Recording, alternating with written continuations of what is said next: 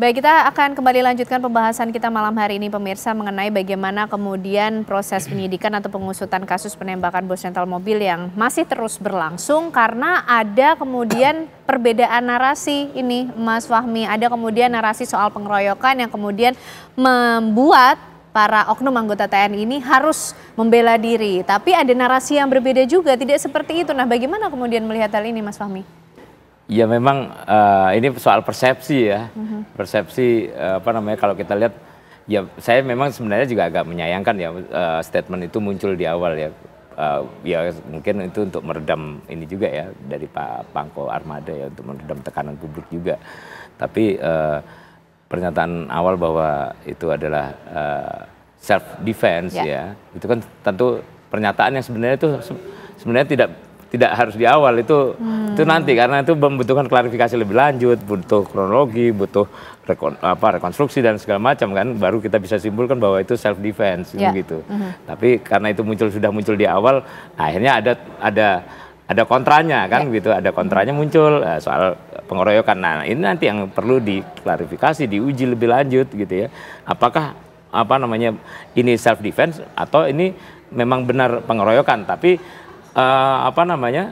kalau saya sih melihat ini soal pengendalian diri dalam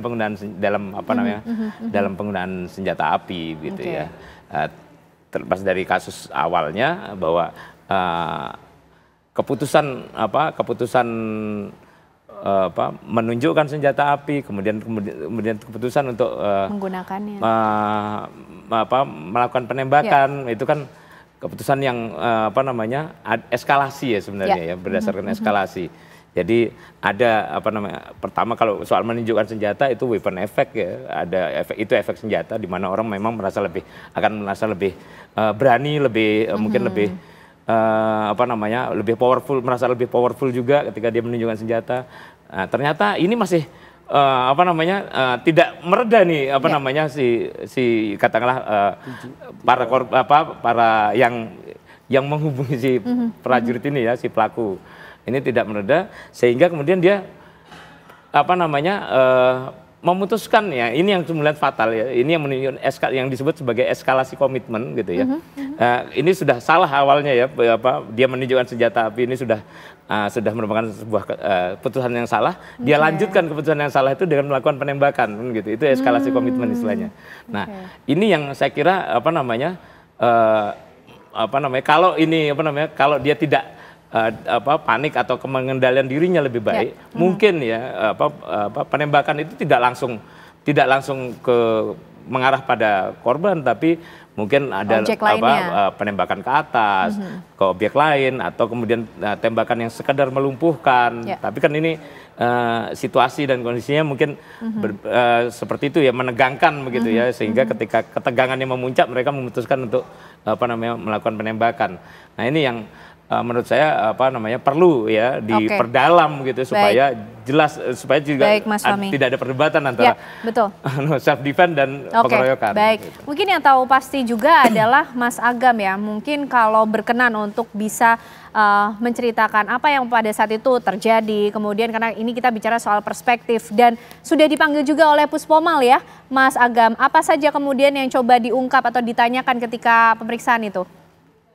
Ya, saya mau mengkoreksi pernyataan dari Pak Iskandar ya, bahwa si pelaku oknum ini kita sudah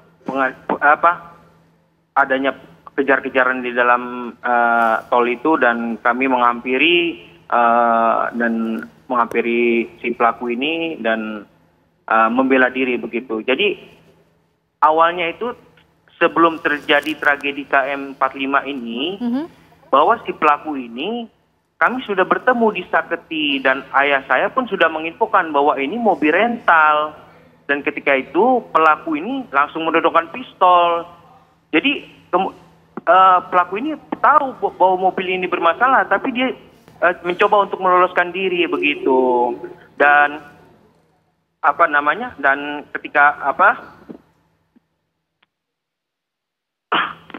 ketika pada saat di tol KM 45 ini, pasti pun dia sudah mengetahui bahwa kita ini bukan dari pembegal atau dari apa. Kita ini pemilik mobil yang ingin mengamankan mobilnya sendiri begitu. Jadi asumsi dari pengeroyokan itu pun tidak ada. Kami hanya mengamankan orang yang membawa menodongkan senjata api di awal kami memberhentikan mobil kami di Saketi begitu. Oke, baik. Nah Mas, waktu kemarin kemudian dipanggil juga di Puspomal, apa yang coba digali atau dipertanyakan di situ Mas Agam? Ya, kami sudah datang ke Puspomal dan sudah dimintai keterangan. Dan kami mengatakan bahwa tidak ada itu pengeroyokan, yang ada kami hanya mengamankan mobil yang kami miliki, dan kejahatan ini pun sangat terstruktur ya, di mana ada orang membeli mobil yang harganya jauh di bawah pasaran, yang dikatakan 40 juta itu, dan transaksinya pun di malam hari dan tidak ada dalam tugas membawa senjata api. Ini sangat terstruktur sekali menurut saya begitu. Oke, baik Mas Agam. Pak Iskandar bagaimana? Ini penjelasan dari Mas Agam seperti itu. Tapi informasi yang diperoleh Pak Iskandar mengenai bagaimana peran keterlibatan dari 3 oknum anggota TNI ini seperti apa? Ya, jadi kalau saya menyampaikan di sini kan Mas Agam dari Dan Puspomal kan sudah mengatakan dia akan gelar nanti semuanya bagaimana kejadian yang sebenarnya. Tentunya ini tadi seperti Pak Fahmi juga, ini perspektifnya beda-beda. Ya, kita tunggu semuanya supaya semuanya terang benderang. Namun di sini saya garis bawahin ya, alangkah indahnya pada saat 7 orang ada saksi mengatakan kejar-kejaran mobil, kalaulah itu ada petugas di situ mendampingi Mas Agam, saya yakin ini semua beda ceritanya. Nah, kita lihat sekarang kehidupan sehari-hari. Jam 10 malam orang naik sepeda motor dibegal. Jam perempuan dirampok, semua dirampok. Bagaimana penegak hukum kita? Ya kan? Mungkin saja di benak seorang prajurit TNI, ya. Begitu dia diuber 7 orang, dia mungkin bisa pandangannya dengan Mas Agam. Walaupun sudah ketemu, memang tadi dikatakan sudah ketemu. Ini kan semuanya bisa nanti diklarifikasi setelah ada gelar semuanya, Mas ya. Di sini yang saya garis bawahi, alangkah indahnya. Ini saya sampaikan kepada semua pemirsa yang ada di seluruh Indonesia.